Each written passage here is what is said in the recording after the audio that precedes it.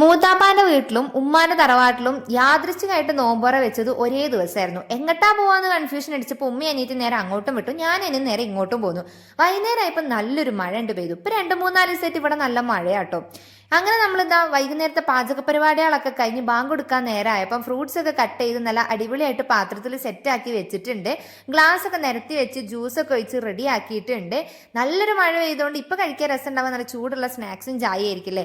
Snacks ആയിട്ട് നമ്മൾ സമൂസയും ബജ്ജിയും കട്ട്ലേറ്റും ഒക്കെ ഉണ്ടാക്കിയിട്ടുണ്ടായിരുന്നു. അതൊക്കെ പാത്രത്തിൽ നല്ല രസമായിട്ട് സെറ്റ് ചെയ്ത് നമ്മൾ നേരെ മേശപ്പുറത്ത് കൊണ്ടുപോയി വെച്ചിട്ടുണ്ട്. പിന്നെ പള്ളിക്കന്ന് ഉസ്താമാരെത്തി വിളിച്ച അതിഥികൾ ഓരോരുത്തരായിട്ട് എത്തിയിട്ടുണ്ടായിരുന്നു. ബാങ്ക് കൊടുക്കണേ നമ്മളിങ്ങനെ കാതോർത്ത് നിന്ന് ബാങ്കൊക്കെ കൊടുത്തപ്പോൾ നേരെ പോയി നോമ്പൊക്കെ തുറന്ന് നിസ്കാരമൊക്കെ കഴിഞ്ഞിട്ട് പിന്നെ ഫുഡ് കഴിക്കാനായിട്ട് ഇരുന്നു.